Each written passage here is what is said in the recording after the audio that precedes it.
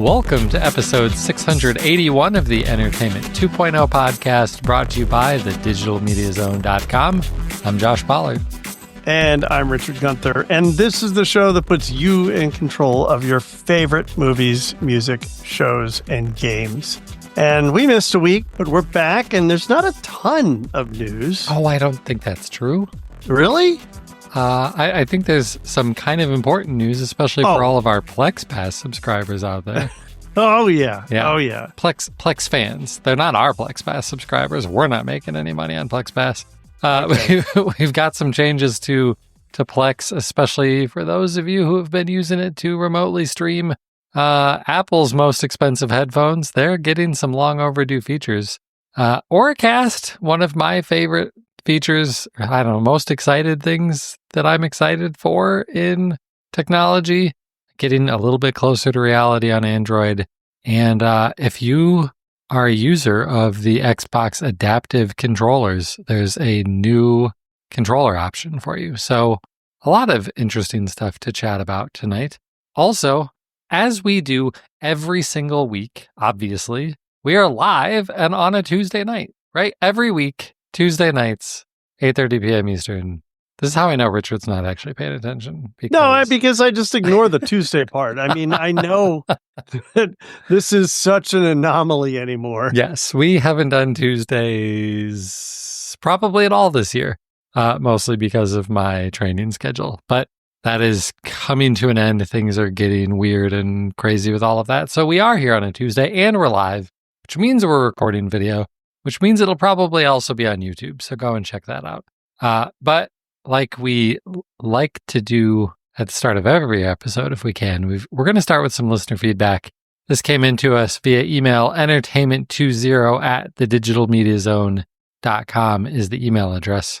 Richard, since this is targeted at me, should you read it? Yeah, I think that makes sense. So this is from longtime friend of the show, Tara, who we've met at meetups before. You're willing to put Heroes, this is to you, Josh, you're willing to put Heroes on your list for the first season only, admitting the rest of the series wasn't up to par, but refused to list The Last of Us because the second season can't be evaluated yet? Seems like it shouldn't matter. Just giving you some grief. Tara, I appreciate the lighthearted ribbon.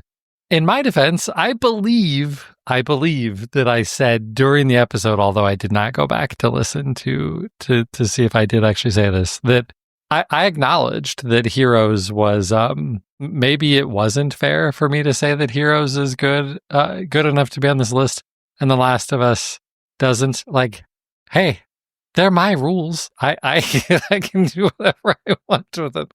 No, fair enough. But Tara's right. Although, stick around for what's going on in our entertainment centers. I've got some more to say about this topic based on what I've been doing in my entertainment center. So stick around after the news.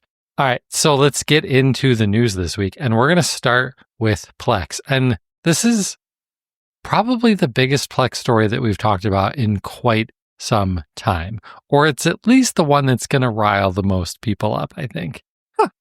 So Plex announced that starting April 29th, they are making some fairly big changes. And I got to hand it to Plex in the way that they announced this. They started with the hardest news. They weren't like, oh, here's the stuff that we're working on and here's some good things. Oh, and then at the very end, let's bury some of the bad news. They started with the bad news. And that is that if you want to have a Plex Pass subscription or you're currently paying by the month or by the year for it, the cost of that is going up.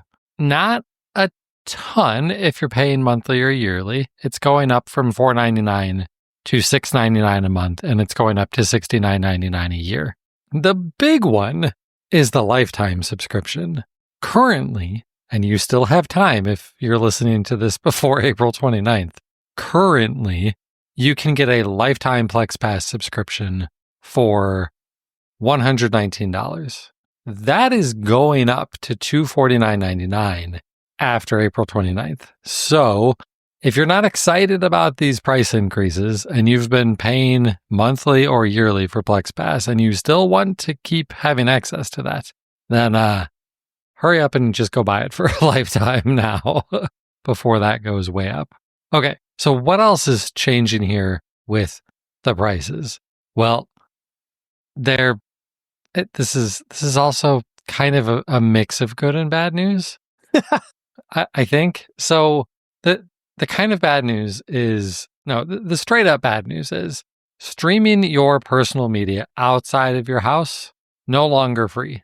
Not a free service thing anymore. If you want to watch your movies and TV shows from your mobile device or somewhere else, you have to have a Plex Pass subscription. But that gets a little bit murky because you might be thinking, well, what if I stream from somebody else's server? Like, I don't have my own server, but I've got a friend with a server and I watch his stuff.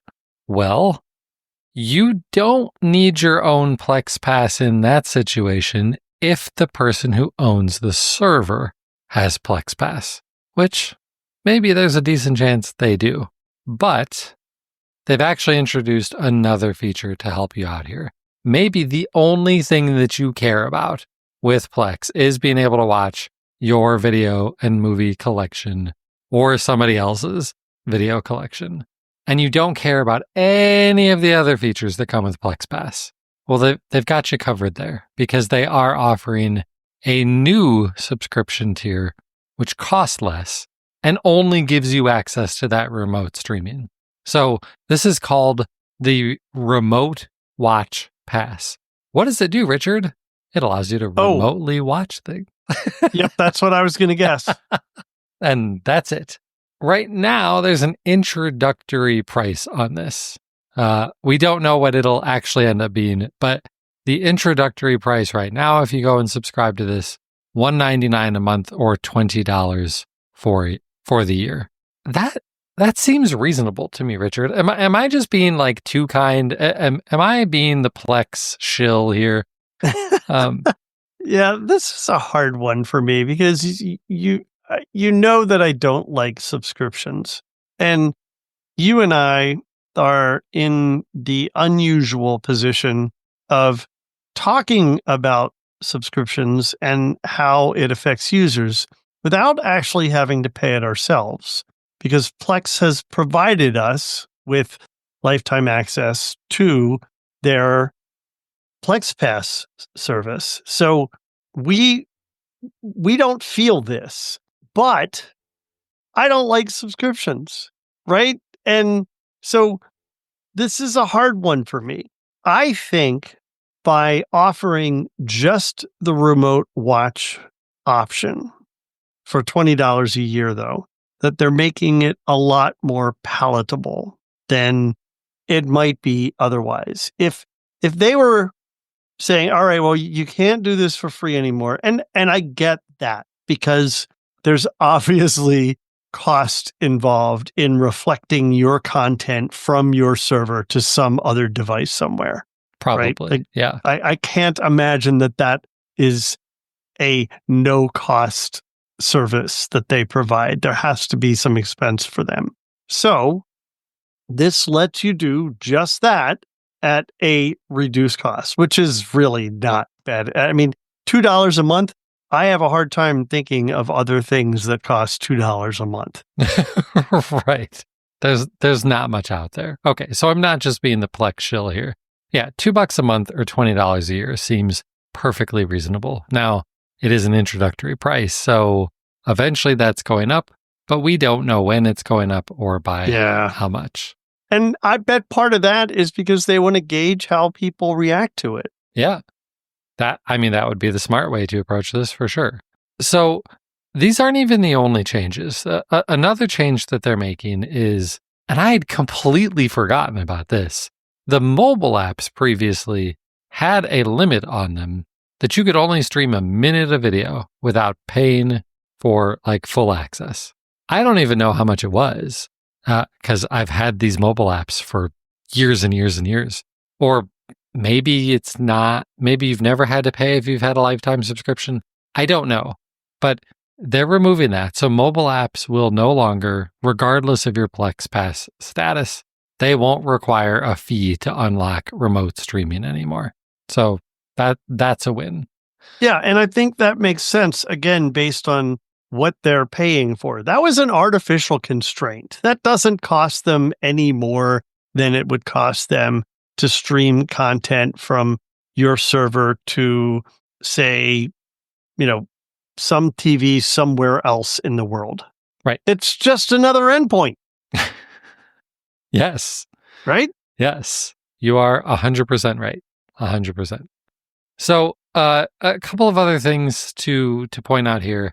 We've really only been talking about video, but that's not the only thing that you can do with Plex. There's, of course, music and photos.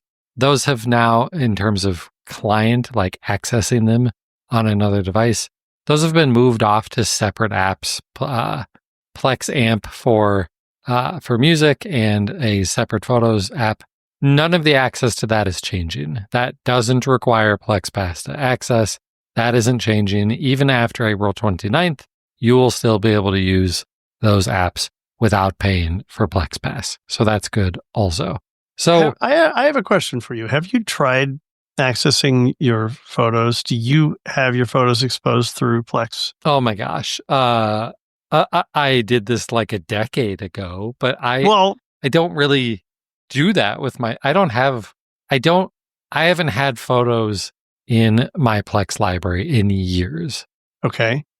So that must mean that you're better at having an organized digital library of your photos, because I'm still in the situation where not only do I have photos up on Apple Photos, which is like my camera roll from the last, 18 years now? But also photos that I took before that were digital are just on my NAS. So the only way I can really get to them easily, the best way for me to get to them easily in the past has been through Plex. And yet, even then, I still haven't tried their app to access photos. Yeah. My answer is Google Photos. But it's not everything. It's basically everything that I've taken on a smartphone, like ever. Right. But because I'm old, like you, I have photos from before smartphones. They're on Flickr still. I don't know why I'm still paying Flickr. I know. This is on my long to-do list of things. Wait, you at least need to make sure you have an archive of those. Yes. And that's the problem. Like, I've downloaded the archive multiple times, but then I haven't put them anywhere else safely yet. Yep. Or like I partially have, but not to the fullest extent that I feel super safe that, I've definitely moved all of these to OneDrive or something like that. Yeah. I need to just spend some time one of these days and finish that project. Yeah. But yeah. So no, I don't use Plex Photos for that. I don't think I want to. Like, Google Photos is so good. I just want to use Google Photos for photos. It's great. So that's our Plex news for the week. Hurry up and buy a lifetime subscription if you're a Plex Pass subscriber. Get it before April 29th, or maybe you're just feeling super generous and go ahead and wait, I guess, and give Plex more of your money, because, they kind of deserve it. They haven't changed the price of Plex Pass in 10 years. Can you say that about any other service that we've talked about on this show? That's a really, really legit point. Right. So maybe that's another one of the reasons why I'm not all that grumpy about this. Like, it's not a very big increase except on the lifetime side. It seems totally fair. They're still giving us great service. It's hard to be upset about this, in my mind. All right. Well, another thing that I can't really be upset about, it's only a win. Netflix is making a change to how they offer video, movies, TV shows in HDR. They're adding basically the third HDR standard, HDR10 plus. Netflix has been offering most of their HDR content in HDR and Dolby Vision for years. Richard, do you remember the first show on Netflix that had HDR? Ooh.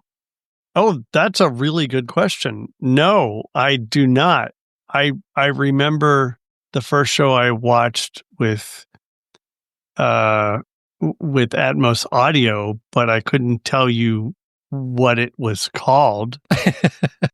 It was some weird movie.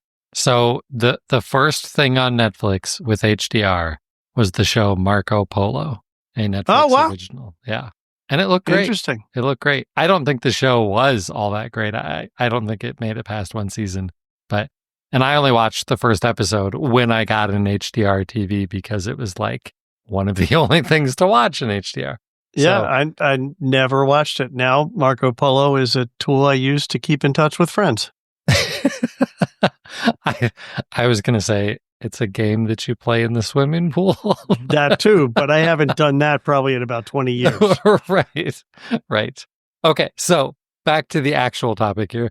So they're adding HDR10 Plus, HDR10 Plus. They've previously supported HDR10, which has basically been, that was like the first major open standard, and then Dolby Vision was the other major standard.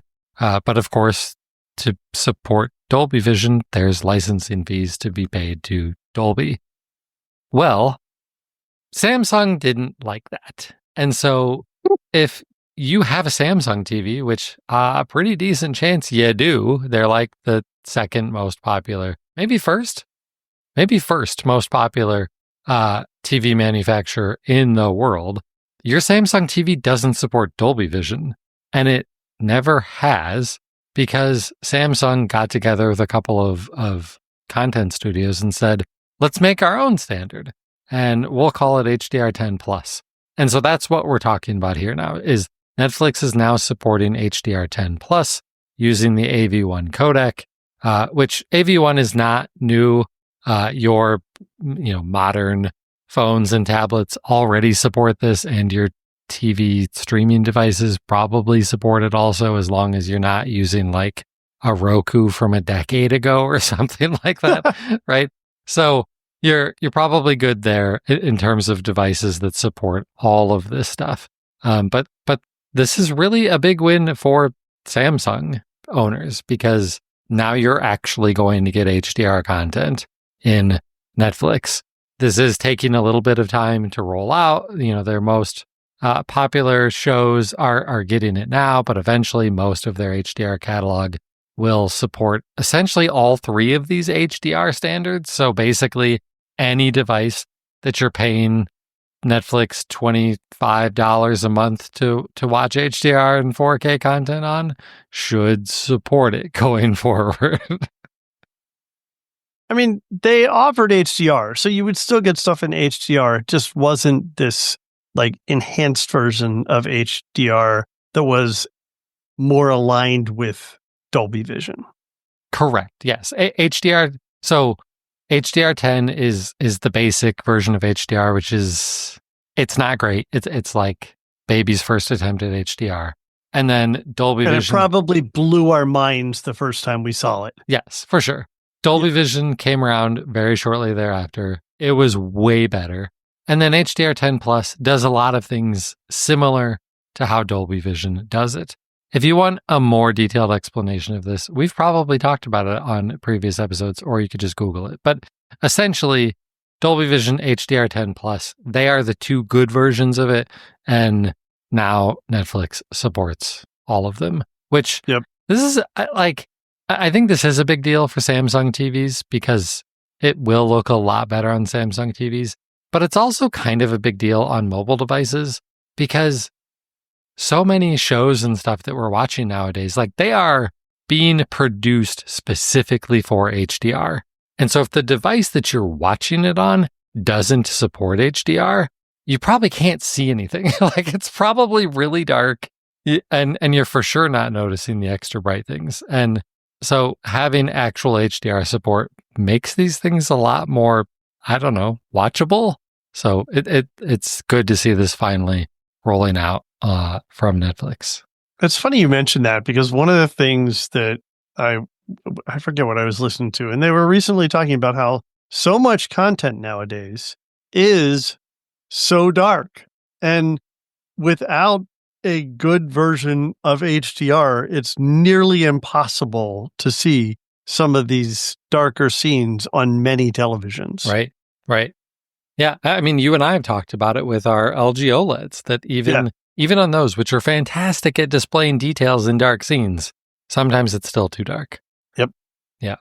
Okay. Well, our last video news of the week, I think this is also good news. We have 3 straight mostly good news stories here. Mostly. and I think we both will agree that this is good news. Yeah, it's the next one that's debatable. Right. So the Olympics will stay with NBC through 2036. I don't know if the world will still exist in 2036, but if it does, and we have the Olympics, you'll be able to watch them on NBC, which probably means that you'll be able to watch them on Peacock. And I think this is great news. Peacock was a fantastic solution for watching the Olympics last year. They added the Gold Zone channel. They added multi-view, being able to watch multiple sports at the same time. You could very easily find the individual sports that you wanted to watch. Like, I had 0 complaints that I can remember, at least, about watching the Olympics on Peacock last year. So I'm excited for this. Yeah. No, I mean, I think it's funny that we're celebrating that NBC is keeping the Olympics, which they've had since, I don't know, I was a baby. I mean, right. I don't ever remember anyone but NBC ever covering the Olympics. So, maybe it was with another network in earlier times, but this is good. And I think the really important news here is that this means we'll continue to get, and hopefully get, even better innovation in how they're presenting the content. Because that multi-view that they had last year was fantastic. Right. And it really helped alleviate the problem that so many people complained about, where they just, would pick and choose what you're going to see, what they thought was important, and then cut away when there might be some discussion that you want to see or some follow-up. So this gave you that option and multiple options to view, like what things you wanted to see together. So, yeah. Yeah. Now, the next Olympics are the Winter Olympics, and there's only one thing I want to see, which is hockey. So no, I want to see it all. I love the Winter Olympics. That's not true. There are other sports that I love, but man, like the Winter Olympics this year will have NHL players, so it's really going to be good. And the Winter Olympics are for sure my favorite Olympics, and it's not even just hockey, but it's mostly hockey. All right, Richard, the fun and the good times and the joy needs to come to an end, because now we've got to talk about Apple. Well, okay. Well, so this is a good story, sort of. We'll start with the good part. Yeah, we're getting things. That's good. Apple has announced that they are updating the AirPods Max. Those are the large over-the-ear headphones that they sell for $550. Mm-hmm. And those are finally going to get lossless and ultra low latency audio. Now, these are things that they have been advertising forever. Like they've talked about this. They've talked about that this is something that they should be able to do. And these are features that AirPods Pro, which are less than half the cost of AirPods Max, already support, right? Yep, exactly. So now let's talk about AirPods. Do you remember what that Air stood for as opposed to ear? Remember earpods? We had earpods. They had cables on them. Yes. Then we got AirPods, and AirPods are wireless. Right. So AirPods Max are also wireless headphones, which is awesome. Except for these new features, you're going to need to use the wired version. But fortunately, it's a wire that came with your headphones, right? Oh, no. I mean, They have. Well, so they didn't come with it, but it must just be a cheap audio cable that you can get on Amazon. Well, now or maybe you just have one because you've had wired headphones for your whole life. I feel like you're baiting me. Okay.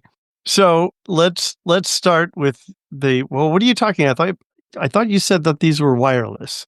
Yes, but they started selling a USB-C version of their headphones a little while ago. And this is for charging, right? Like the primary idea is that you use the USB-C port for charging. I think before they probably had the Lightning port for charging. Yeah, they did. So the first thing is that this is only going to work with the USB-C version. So the newer version of these. So if you were like first out of the gate, that it's not going to work with those. You have to have the USB-C version. And you need to use a USB-C cable. Now, some reports make it seem like you have to buy their USB-C cable to use this. I don't believe that is true. It just so happens, though, that they are now selling USB-C cables, I believe, that are color matched, and that's why they're making a big deal out of it, that are now available for $39. Well, it's not just a regular USB-C cable. It is a USB-C to 3.5 millimeter audio cable. Oh, yeah. Got it. And that's not a first, so maybe a generic one on Amazon would just work, because this isn't a brand new idea. Yeah. But maybe not, because maybe there's something specific about how USB-C over audio works with AirPods Max. That wouldn't be a new thing for Apple. So that's a possibility that it might require their specific cable. Yeah, I don't know. I'm not convinced it's going to require their cable. It'll probably require specific wiring, but I think we're going to see other vendors supporting this. I missed that the other end was 3.5, but I'm remembering that now, because the other thing that's cool about this is that this cable potentially could be used for other things. For example, your phone, if you have a USB-C phone. Come on. Who has AirPods Max that doesn't also have an iPhone?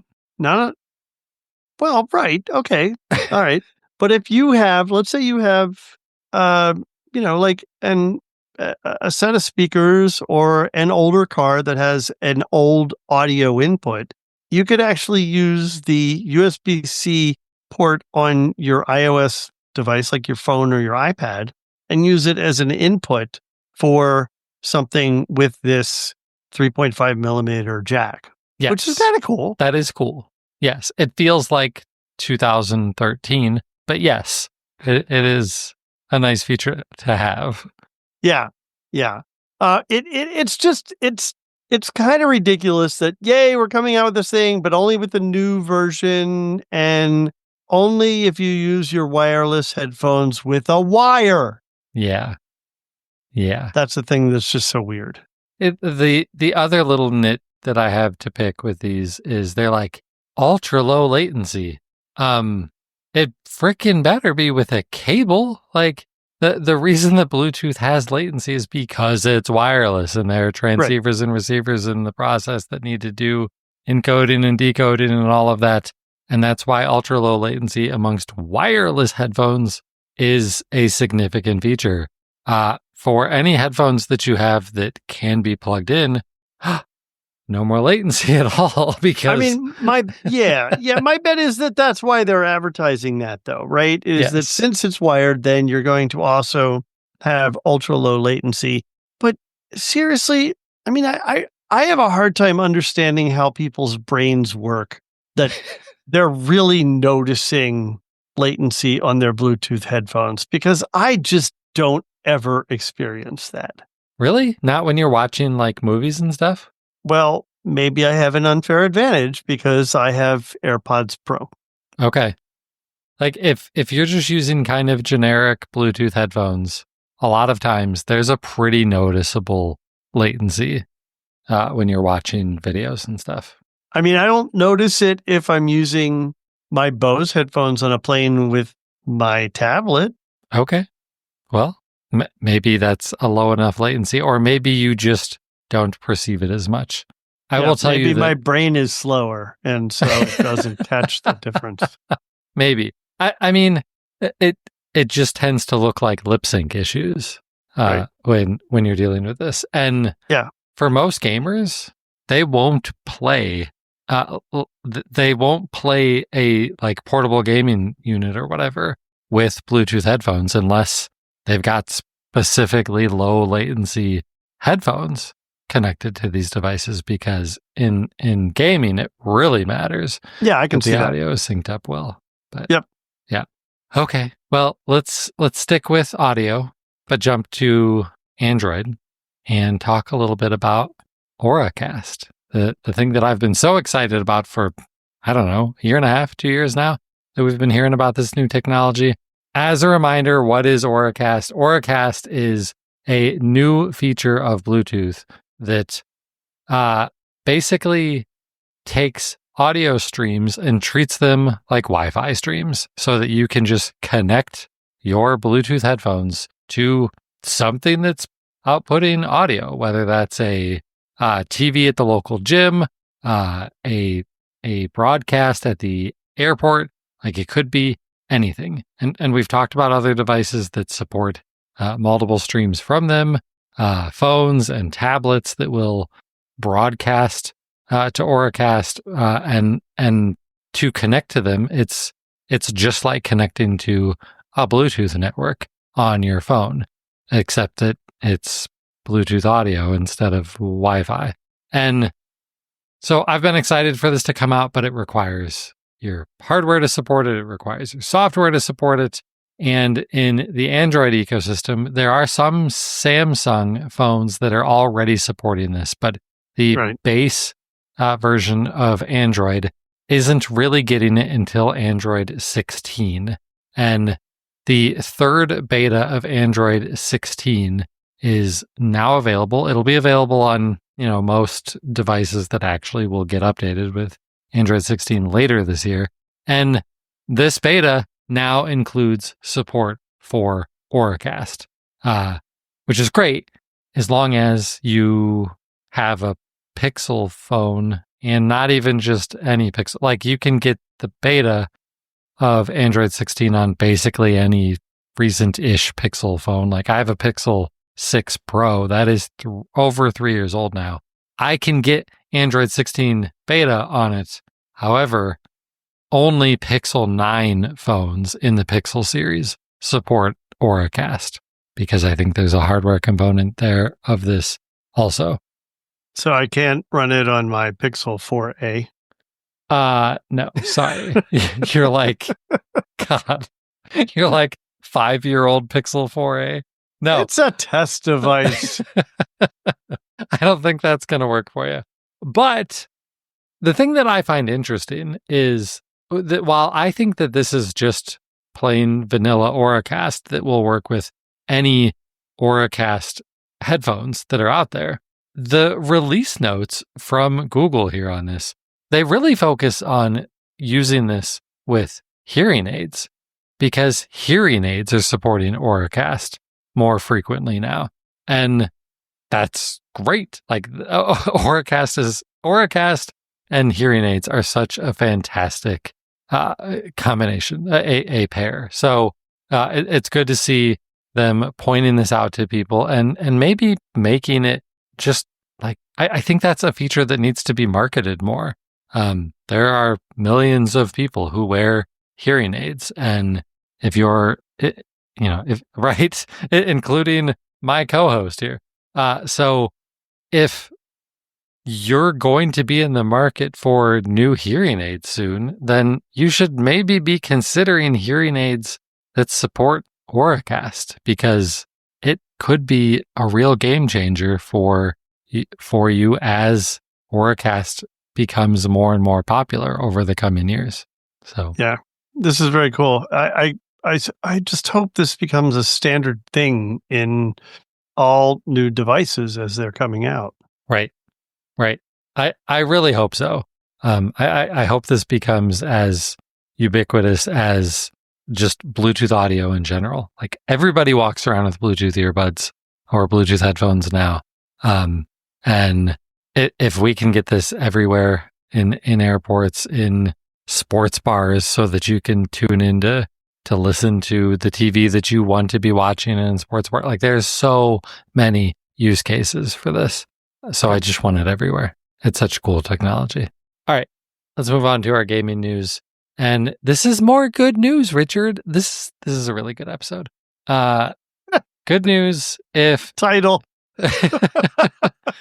So, yeah, I didn't mean to say that necessarily the quality of this podcast was any better than previous episodes, but the news is good. So if you're somebody who maybe grabbing a traditional Xbox or PlayStation type controller doesn't work out well for you, well, Microsoft has been putting out Xbox Adaptive Series controllers for a few years now. And they have a new product in this large line of devices now. And it's the new Xbox Adaptive Joystick. And it's basically like picture an Xbox controller and you maybe cut it into thirds. And this is sort of like the right third, I guess, where it's got a thumbstick at the top, 4 face buttons, and then it also has the 2 shoulder buttons. But it's just that. And then it's super customizable through the Xbox Adaptive app. You can map these buttons to do anything that an Xbox controller can do. And where this is more likely useful is for people who can't hold a traditional controller. And so the thumbstick part, it's really designed to also be used by people who can't operate it with a thumb. So the thumbstick can support toppers. Like that's actually what they call them too. I don't know if there's a better phrase for it, but you can put a different top on top of this thumbstick so that you can control it in a way that's more usable by you. So the images that they made available to this show it in use by a lot of different people, like maybe somebody who doesn't have an arm. And so they've just got this nestled between their shoulder and their chin. And so they're using their chin to control the joystick. And so that would be a whole lot more comfortable with a bigger topper on the top of the thumbstick. So they've already designed toppers for these, and you can 3D print them yourself if you have a 3D printer or if you know somebody with a 3D printer. And those 3D printed designs are available for free also in the Microsoft Design Labs website. And the other nice thing about this, other than it's available now, it's not expensive. It's $29.99. Maybe the only downside is you can only get it from the Microsoft Store. You know, these aren't the types of devices that are going to sell the number of units that they're going to put these in your local Best Buy and every other store. But you can head to the Microsoft Store online to grab one of these now. This is insanely cool, and it's a good opportunity to remind people that many communities have maker labs where you can use a 3D printer that's available to people who are hobbyists but don't have their own. You know where else you might be able to find a 3D printer? At your local library. So if you think that you don't have access to something like this, there's a good possibility that depending where you are, there is a resource available to you that you could use. Yeah, that's a really good thing to point out. Yeah. Call your local library. You'd be amazed at all of the things your local library has if you haven't been there in a while. For real. I mean, it's wild, everything that libraries have, which is why they need to be funded, but I won't go down that path. You can absolutely go down that path. Yes, libraries are great. Keep Keep supporting them, please. All right, Richard, that is it for our news. Why don't you tell us what's been going on in your entertainment center? All right, so let's talk about some mechanics first. I'm back home, and one of the things that I did before I left was I bought a new backup drive to attach to my main computer. I previously had a Western Digital MyBook, I think 12 terabyte or something obscene like that, and I used it primarily for Time Machine backups. Like most Western Digital drives, particularly when used on a Mac, they grind like crazy all the time and tend to hold up or freeze the OS at certain points when they're spinning up. And that's just a pain. And I got tired of it. And I'm like, I have this Mac Studio. It should be fast. And you know what's holding me up? This external drive. It's ridiculous. Anytime I did anything with a file system. So I bought an SSD, Western Digital, attachment that will be an external 8 terabyte backup device. I don't think I've ever owned an 8 terabyte SSD anything. It's kind of cool. And it's so small. It's really cute. And I'm going to replace it. So what I need to do is get rid of old Time Machine backups, which is old archives of my old computers, because I've just added one computer after another onto Time Machine as I migrate from one to the next. So that 12 terabytes includes 3 computers worth of Time Machine backups. I don't need those. What I really need is the latest of the last 2 machines. I'll archive that stuff, and then I just need the current machine on my Time Machine backup on my actual hard drive. So I'm archiving this stuff out to my NAS. And as I'm doing that, I'm realizing, like you were just saying, Josh, I have duplicate copies of so much stuff, of photos, my entire photo roll that I downloaded from multiple iOS devices as I migrated from one to the next, just to make sure I didn't lose any photos. And I have that on 2 different Macs from multiple iOS devices that I'm sure I flowed from one to the next. So they probably have duplicates in them too. So I am now adding to my duplicated media problem, and I'm well aware of that. And that's a problem that I have to solve at another time. Because right now, what I'm trying to do is figure out how to get my backup drive down from 12 to 8 terabytes. But wow, so much stuff, so much extraneous stuff, Josh. That's a ton. That just kills me. I would not want to do that. That is worse than the photo situation that I have. Like, that just makes me want to crawl into a hole and die. So don't do that, Josh. So at some point, I'll probably be talking about efforts researching deduping. And I know that Synology has tools to do that. I don't know how good they are, but I suspect that this is a problem that anyone with personal home videos and hey, by the way, we used to call them home videos. But with videos or photos that you've taken on your phone or devices, I'm sure you have similar multiple situations. How are you dealing with it? So I will be seeking advice as I go down this path. All right. So what have I been watching? I was mostly away during this time. I was mostly down at the rental place while some work was getting done. And so one of the things that we have down there is Samsung TVs in pretty much every single room. And those Samsung TVs, believe it or not, it's easier to use the free ad-supported TV service on it than it is to use the clunky Spectrum cable boxes that are attached to them. That's probably actually easy to believe. But that results in me watching television that I normally wouldn't have access to, and normally wouldn't see.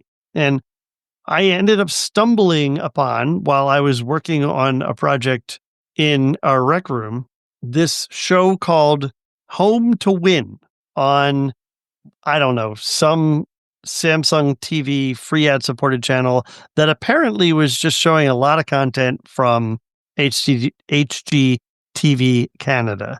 And it just would show an entire season of something. When I started, it was showing Homes on Homes. And I don't know if any of you are familiar with that, but it's actually one of my favorite HGTV shows from Canada. This guy is just like a no frills, talks about here's how you got screwed over by your contractor. We're going to fix it for you and make it right. And that ended, and they started showing the show Home to Win. And it was a really interesting concept where a bunch of HGTV Canada stars get together. HGTV purchased a house. They had to decide which house they were going to buy or which property they were going to buy. And then all of them together renovate it. Almost a little bit like if you ever saw the Brady special or the Barbie special where different teams did different rooms. But this is actually a house that someone's going to live in. So they have to make it not look like every room was done by a completely different designer. And then somebody wins the house. They actually have a contest for one of 3 families to win the house. It was a really cool concept. I've never heard of it before. And it ended up, even after I finished my project downstairs, consuming the rest of my evening because as I made dinner, ate dinner, and then watched TV that night, I was totally sucked into finishing this season.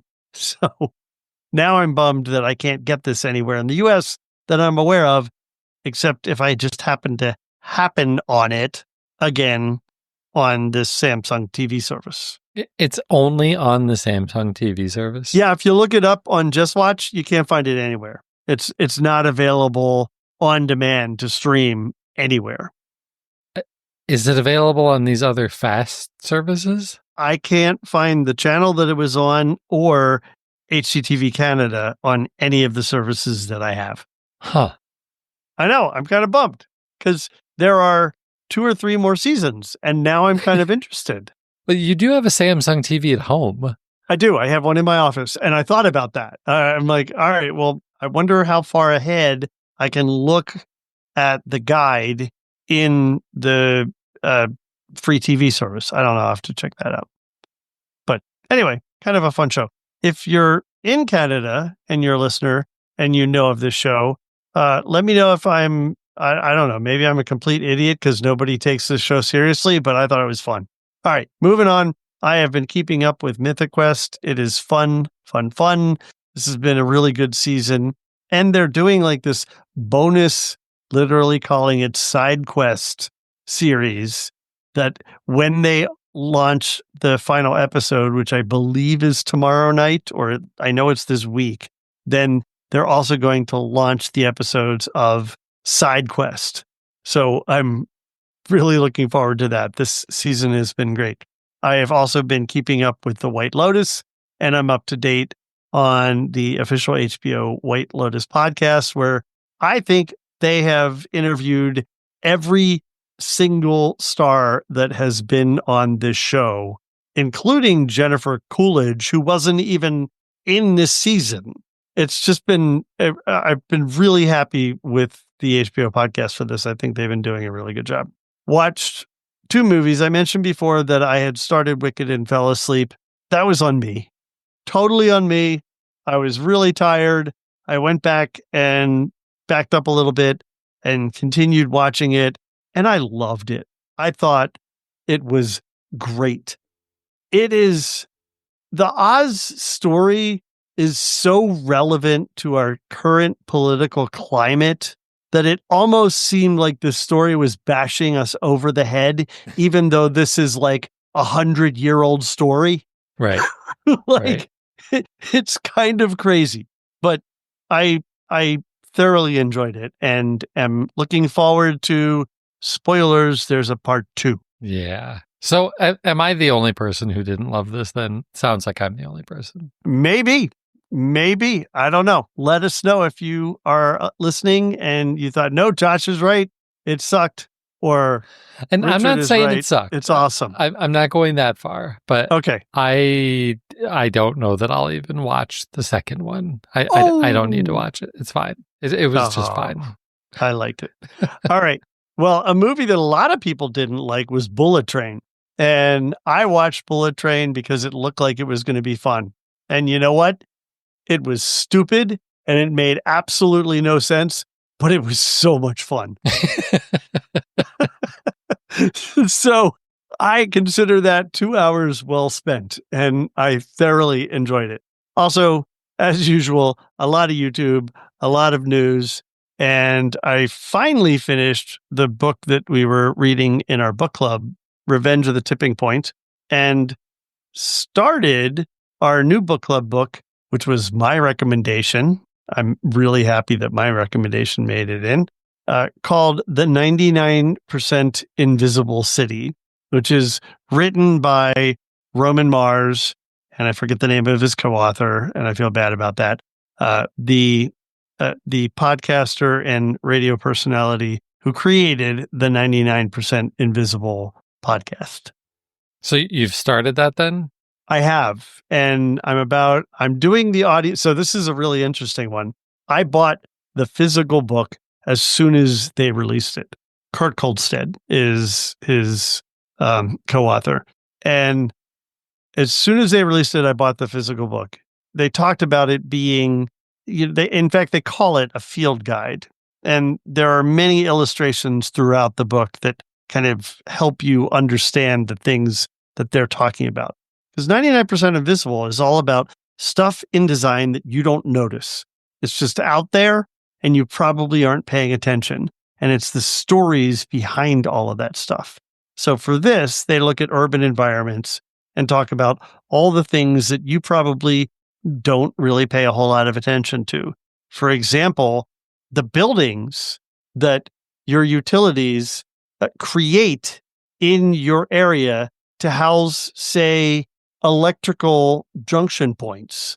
If you're in an urban area, if you live in a rural area, you just have these big, huge fenced in things with lots of scary looking machinery and a bunch of big wires coming to them. In the city, you have to do that too. And so they create buildings that just look like some building. It's just some building that just happens to be there. And they contain all of that stuff. And this whole book is about all the things in urban architecture that you probably either don't notice or don't really understand what it's for. So I find it fascinating and I'm really excited about it. So I talked about the physical book, but I don't like reading physical books. I'm an audiobook guy. And turns out that Roman Mars is an audio guy and he's good to listen to. He has the radio voice. So what I am doing is I'm listening to the book, but I have my physical book nearby. If there's a reference that I don't know what they're talking about, I'll go in, or after I've finished a section, I'll go into the book and I'll look through the illustrations to see, oh yeah, okay, I get it now. Cool. So yeah. I think this is going to be controversial with my coworkers because I don't think they're as excited about it as I am, but I'm loving it. Well, that's not surprising. You've been the biggest fan of 99% Invisible for literally ever. For sure. I bought the t-shirt. All right. So literally. So Josh, what are you up to? Okay. Well, I mentioned, at least on the last episode, that Joe and I had started playing Split Fiction. We were loving the first part of that game. We have since finished it. It did take us, I didn't actually look, but it would have been 12-ish hours to get through it. That was multiple sessions. Don't worry. This was not straight, Richard. It's great. It is so good. And my only complaint the last time I talked about it on the show was the story is fine. It actually gets better. The story at the beginning of the game is a little bit basic and kind of dives a little bit too much into the cliches of fantasy authors versus science fiction authors. It gets good. Is it The Last of Us? No. But it's a good enough story for a game like this. This game is about having fun with another person, and it absolutely nails it. And if you've played some of the game and you're like, yeah, I mean, it's good, just finish it because the end is really good. They do some stuff with co-op on-screen gameplay that I've never seen done before. It's absolutely worth finishing it. It is so good. And, if I have to list my all-time 10 most fun video games, this is without a doubt in that list. It is so fun, so fun. Maybe in my top 10 favorite overall. It's really, really good. Wow. Yeah. Top 10 overall favorite games like ever? Ever. Yes. It's like so much fun. How's it rank compared to like Ori? See, that's a little bit harder for me because in the years after playing Ori and the Blind Forest, I discovered that the people who run that studio aren't the greatest and kind of treated their employees like crap, which, tarnishes that a lot. Not an unusual story, unfortunately. No, not an unusual story. But, I mean, more fun than Ori. But Ori is fun, but it's also meant to be really challenging in a good way. So, very different. But yeah, I would still put it above Ori. And plenty of other games too. So much fun if you have another person to play it with, because it has to be played in co-op. You cannot play this game by yourself. So you said that before. Does it like literally not enable the ability to be single player? Correct. Or it's just not good? No, it's not possible to play single player. Oh, wow. Yeah. But... And this is worth pointing out. I mentioned this last time, but it's worth pointing out again. Only one person actually needs to buy the game, even if you're playing online, because you can go into the store and there's a separate listing. I think it's called the Friend Pass. And so, like, Joe bought the game, I installed the Friend Pass, and he sends me an invite, and we play together. That's so smart. It's so smart. So smart. Yeah. And if you're thinking, I don't have anybody to play this game with, none of my friends would like this, go to the subreddit. This was true of Hazelight's previous games. Go to their subreddits. There are people there who will gladly play this game with you. And probably people have purchased it, so you wouldn't even have to buy it. You could just install the Friend Pass and play this game with other people. And you should. It's that good. It's that good. All right, well, the other game that I've been playing, I got back to The Last of Us Part 2. I'm still not super far. Like I was talking with Joe about it this morning, told him where I'm at. He says I'm probably between a quarter and a third of the way through the game. I mentioned at the top of the show that, last episode when we were talking about our favorite TV shows, I mentioned that I wasn't quite ready to put The Last of Us in my 10 favorite TV shows because I hadn't seen what they were going to do with season 2, and I haven't played the second game. So now I'm playing through it, and I think it's going to get better. But frankly, this is not an all-time 10 favorite game yet. And Joe is being very good about not spoiling things for me.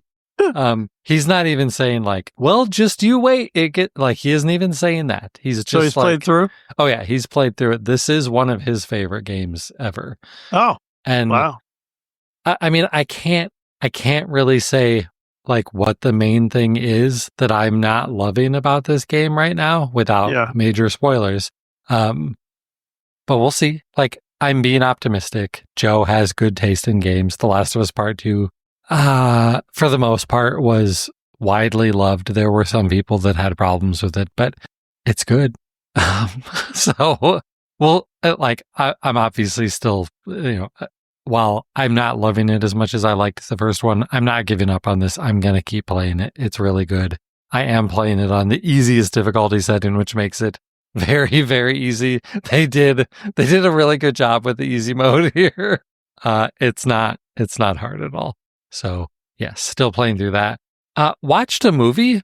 Richard, you were going to be shocked by this. You're seeing this on my list. I'm sure you've never heard of this movie. It is correct. It is called Lost Joy. It is a very small little indie movie.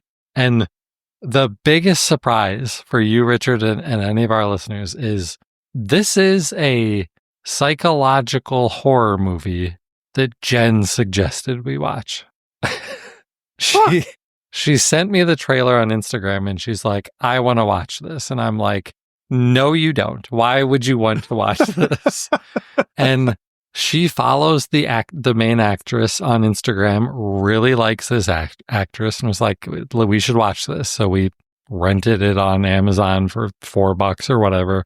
And it's like an hour and 6 minutes long. So I'm like, what have I got to lose? An hour and 6 minutes of my life. That's what I had to lose. It's not very good. I'm sorry. It's just not very good. Jen liked it more than I did.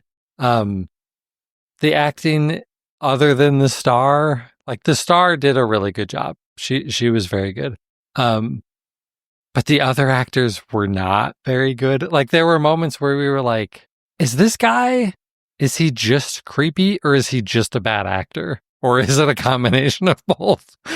And yeah, so I don't know. Maybe look it up if you're interested in short indie psychological horror movies, but it's just fine. It wasn't great.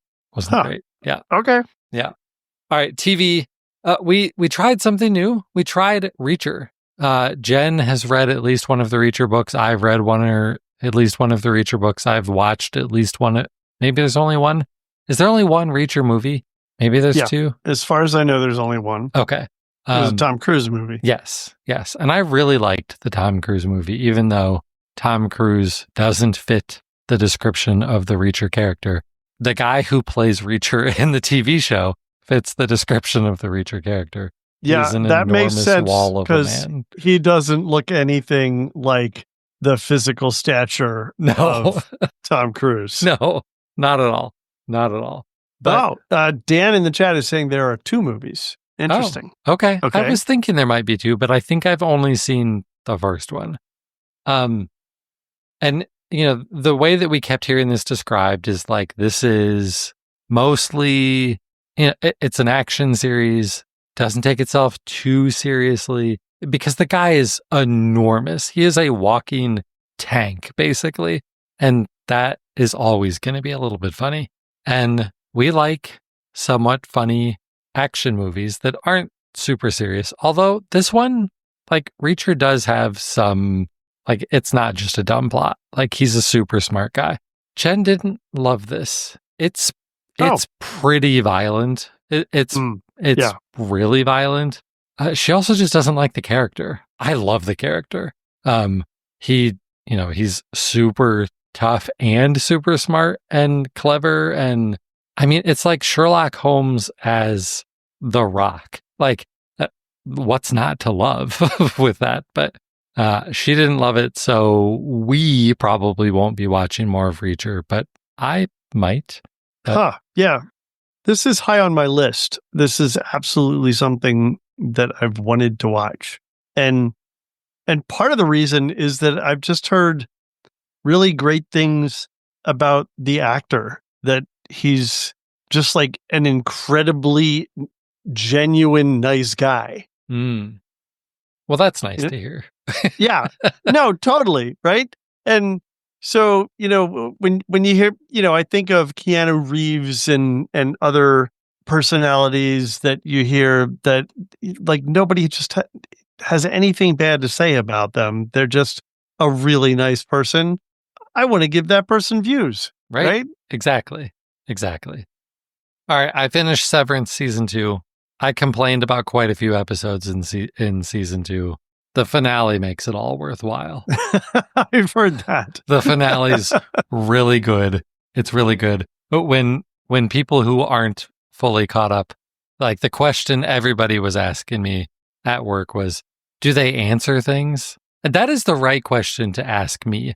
Our listeners probably remember I stopped watching Stranger Things after the season 1 finale because I was so pissed off that they didn't answer pretty much anything in the season finale. In the season finale of season 2, they answer a bunch of things. It's really good, and it makes up for episode 8 and some of the early episodes. It's so good. It's a really satisfying and into season 2. That's good to hear. So Tony's in the chat and he's mentioning that he didn't really like the first season until the finale. And I kind of understand that because I'm working my way through the first season so that I can watch the second season. I don't really remember the details of the first season. I remember the punchline. I remember the finale, but I'd like to go back and look at those details just in case they matter in season 2. And man, that show is so slow. It's just so slow. Yes. And in season 2, there are plenty of slow episodes again, unfortunately. But there's also some really good ones, especially the finale. So it's worth it. And I feel like the slowness is even worse when you're watching it week by week. Like if you're sitting down to watch 3 episodes, it kind of feels like the slowness doesn't matter as much because I'm just going to jump to the next episode and it'll probably be better. But man, they really hit hard when you've got to wait another week and the previous episode was a snoozer. So, all right. I did watch another episode of The Pit, that medical medical drama on Max. It's good. Again, I still close my eyes during gross scenes, but it's a good show. And then, cover your ears. Yeah. I mean, I can deal with the gross sounds fairly well, but I don't want to see it. I do not want to see it. And then I continue to move forward with For All Mankind. That is another episode. That is another show that has a lot of really slow parts. But what I'm starting to realize that I think you liked about this, Richard, is there are moments in the show where you're just like, yes, like you are cheering and celebrating for them. Yes. And exactly. I like that. And considering I'm only watching on the treadmill, those moments are like really good to have while I'm on the treadmill. But the moments that are slow, not great for when I'm on the treadmill. Yep. Okay. I also have a book. Also, mine is from my workbook club. It is a book called The City and Its Uncertain Walls. This is by a Japanese author. I'm going to guess it's pronounced Haruki Murakami. I'm butchering this, I'm sure. But The City and Its Uncertain Walls. This is a very interesting novel. I'm going to read to you the first sentence from Goodreads, and that's it. We begin with a nameless young couple, a boy and a girl, teenagers in love. One day, she disappears, and her absence haunts him for the rest of his life. And it gets weirder and more interesting from there. It is a very different book than I have read before. I'm not done with it. I'm 3/4 of the way through it, maybe a little bit further. I'm not ready to pass judgment on it. This feels like it's like, you know how we throw around the word literary when we talk about fiction and stuff? This feels like it's more on that serious literary end of the spectrum. This is not Fast and the Furious as a novel. This is more serious and requires some more thinking through. It's also long. The audiobook of this is like 16 and a half hours, which is fairly long for a novel. Yeah. And maybe the one thing that I will say is that the middle part of this book does kind of drag. The pacing is not fantastic. It doesn't feel like this book needed to be 16 and a half hours long, but it's interesting. And I'll withhold final judgment until I get to the end, which I think I will probably finish this before the next episode. Also, if you can't get this audiobook from the library, but you don't want to pay Audible for it, it is on Spotify Premium. If you have Spotify Premium, that includes audiobooks.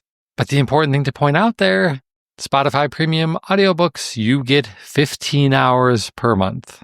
And this is 16 and a half hours long.